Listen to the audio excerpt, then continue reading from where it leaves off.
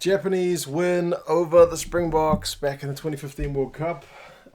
It's a big result in terms of Rugby World Cup history. I watched it last night with some of the people on a live stream, so I'll chuck that there. It was a good watch. It was a pretty good game. But it was an interesting one to watch because it's been a few years now since I'd seen that game, and I think some of the things, the human memory is not the best. Some of the things that I thought were the reasons that the South Africans lost that one probably weren't as true as I thought. I've done a little bit of analysis, and I'll share with you my thoughts on this one. And as always, you guys can let me know your thoughts. I'll talk about the aftermath of this as well. And if you're a Springboks fan, the end result is actually not too bad. So it was 34-32. The Springboks scored 4 tries to the Japanese 3, but it was 5 penalties, which really made the difference for the Japanese. Just the 2 penalties for the Boks. The lead changed many times in this game, and it was kind of interesting that every time the Japanese got themselves in front, the Springboks would almost inevitably hit pretty straight back. I didn't time how many minutes the Japanese led this game, but it can't have been that many because, Leach scored his try, then Bismarck got his try. Japanese would get penalties to go in front, and then the Springboks would, penalty in 43, try in 44. Penalty in 60, try on 62. The Springboks would just keep going in front. So you got to think, and I said this in the stream last night, that if the game had been an 85-minute, pretty much went that long with the conversion, but if it had been like a 90-minute game like football, then the Springboks probably would have won because they probably would have hit straight back. But it's just an interesting one that the Japanese managed to get ahead right at the end. But still, credit to them, man. It was a massive result for them. And yeah, probably helped springboard them into some of the results that we saw subsequently and at the Rugby World Cup. But in terms of the match itself, there's a few things that I thought I'm going to go over, like the age, some of the match stats and whatnot. And you guys can let me know your thoughts here. So the age is an interesting one because I initially thought, I seem to remember the Springboks team being pretty old. And to be fair, there were a few old guys in the squad. At the time, there was a 38-year-old playing in terms of Victor Matfield. That's getting on. You look at the rest of the pack, like the front row was 31, 33, Matfield's 38 in the second row. You got a 32-year-old, 35-year-old. So, yeah, there was a fair few guys who were well beyond 30 in that Springbok squad. The average age of the starting 15 was 30. Youngest guy in the starting 15 was Jesse Creel. He was only 22. Youngest guy in the squad was also 22. That was Hondre Pollard, a few months younger than Jesse. And I had it in my head that that's part of the reason they lost. But you look at the Japanese squad, and it's not that much different. Average age of the Japanese starting 15 is 29. They also had Ono, who was like 37 in the second row as well. So they also had a second rower who was, closer to 40.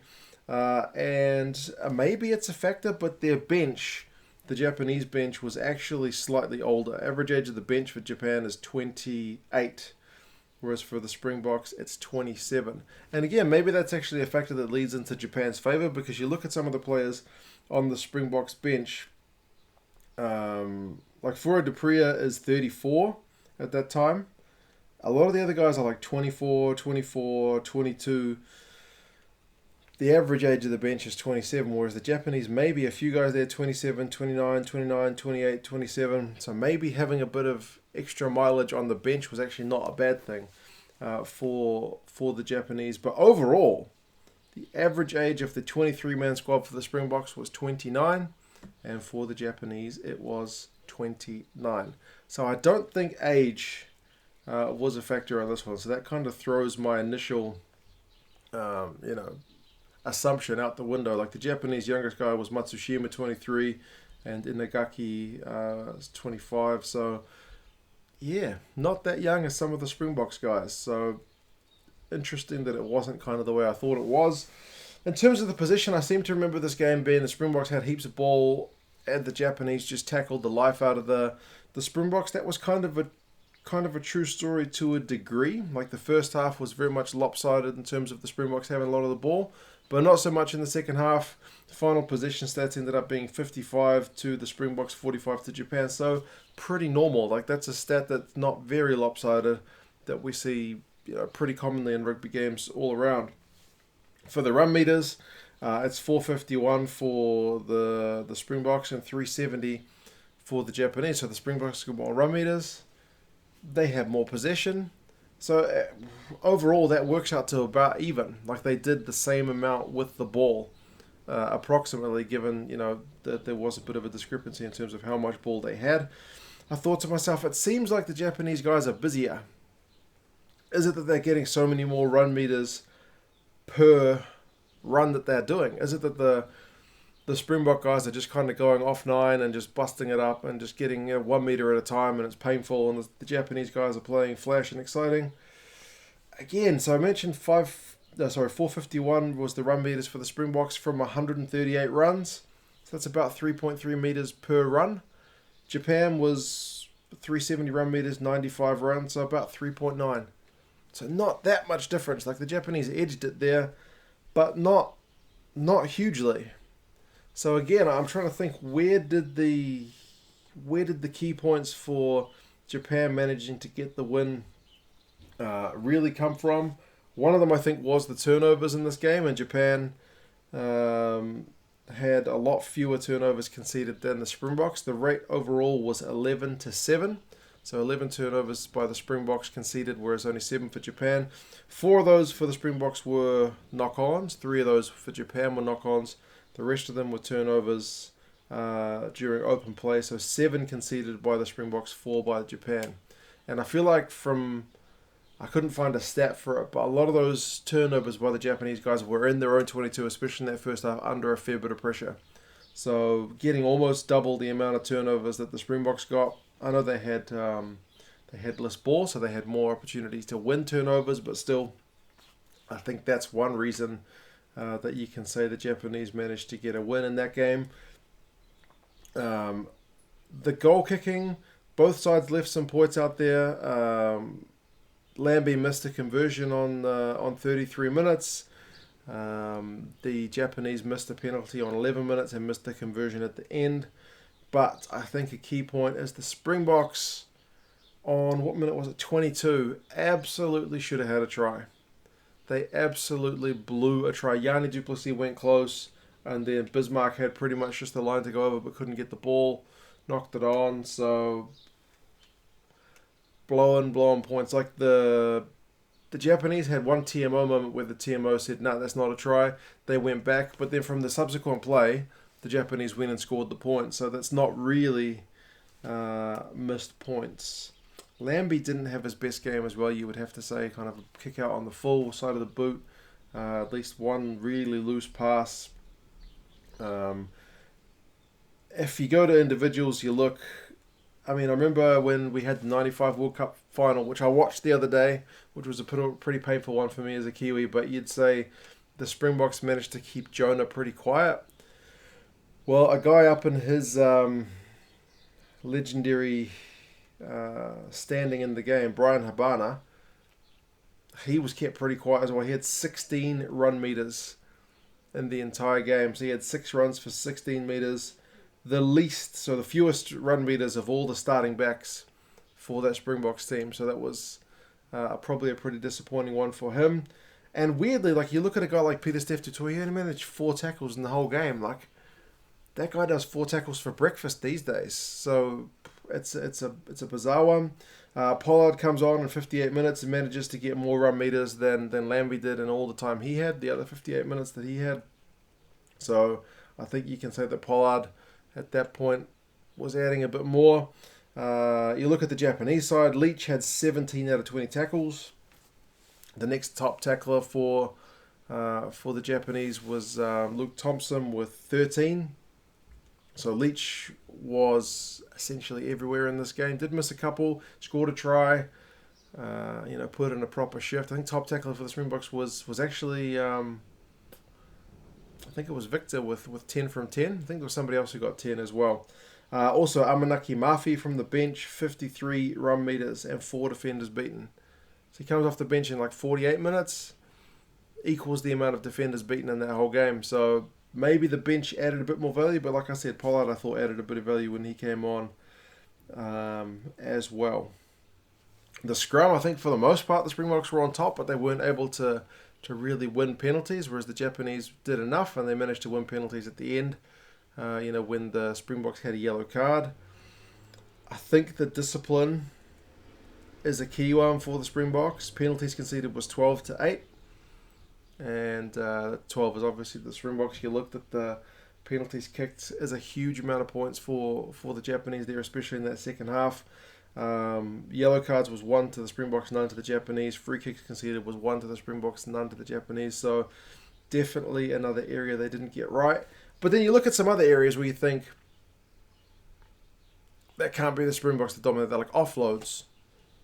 You look at that Springbok team with some of those kind of old hands, and you wouldn't have thought it's a big offloading team. 10 offloads to the Springboks, none to the Japanese. Defenders beaten 26-16 in favour of the Springboks.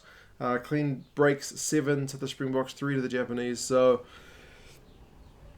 I feel like the Springboks did enough in this game to get a better result, but the tackling percentage for both sides was in the 80s, so maybe that's another reason that we saw the Japanese kind of able to keep the scoreline close, as it did kind of just go tit for tat. Lineouts as well. And I guess it's one you got to give credit to Eddie Jones for playing that Japanese team to their strengths. They very rarely set a standard lineout, like the first lineout, I think, or at least one of the early ones. They threw it way over the whole lineout to the back. Another one that as soon as Shota Hodier got to the lineout, he just threw it in without really taking a moment to set himself. They were trying to keep things moving, keep the tempo up, trying to do things a bit differently, because that South African lineout's always been one of the best in the world. So they were avoiding like a direct confrontation with them, and it worked because they won 12 out of 13, 92%. Now, they weren't causing problems for the Springboks at lineout time. They had 100% themselves, 15 from 15, but still, that's the one area you would have thought, like scrum and lineout, the Springboks should be well on top, but it ended up not really being the case. So yeah, it was an interesting watch. I still think it was a good game. I think the game of rugby really grew. Like if you look at the aftermath, I think Japanese rugby got a big shot in the arm. A lot of people who wouldn't have been interested in rugby suddenly got a spark. Like one of the guys in the live stream last night mentioned that after that game he started actually playing rugby. So yeah, I think overall, even if you're a Springboks fan, you'd have to admit the game was good for rugby as a whole. And like I said, it springboarded Japan to their success, which they worked to in their own World Cup that they hosted in 2019. On the flip side, if you're looking at it from a South African point of view, you got to remember this team still goes on to almost make a Rugby World Cup final. They still finished top of their pool. Japan didn't get out of their pool, unluckily. And then a lot of these guys from the Springboks squad go on to win the World Cup in 2019. So Pollard, Kolisi, Tawera, Diaka, who else was there? Etzebeth, Peter Stittoy, Francois Lowe, all those guys played in that World Cup final against England, and Inyekane and Creel were part of the squad that didn't end up. I think they both got injured. So 9 of those players went on to go to that 2019 World Cup with the Springboks. So you would have to say it was beneficial for these guys. And also, if you're looking at it from a Springbok point of view, they beat Japan prior to the World Cup. They beat them in a knockout at the World Cup in Japan.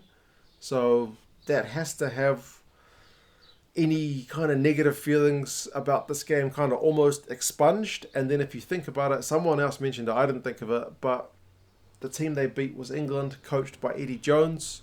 In the final, they beat him. So essentially, they got back from all the negative points from this game to bounce back, win a World Cup over Eddie Jones. So, yeah, you'd have to say the Springboks kind of did all right in the end. Would have been pretty painful at the time, but as I mentioned a few times in the stream, we've all got those games which are pretty painful for us. But yeah, it was interesting to have a look at a few of the stats.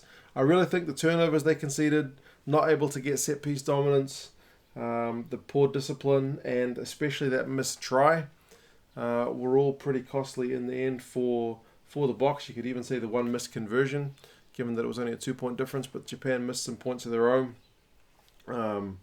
Still, great game. And if you look at these guys that were on the bench, the likes of Pollard, the likes of Khaleesi, Etzebeth, I mean, how important are they to the Springboks now? So, yeah. Good game. You guys let me know your thoughts. How do you feel about this one? Have you gone back and watched it recently? If you're a Springboks fan, can you bring yourself to go back and watch this game? Or is it one you just want to forget? I'm going to watch the 99 All Blacks France game next week. So trust me, I'm gonna be feeling the negative feels again shortly. But yeah, you guys let me know your thoughts, and I will talk to you soon. See you later.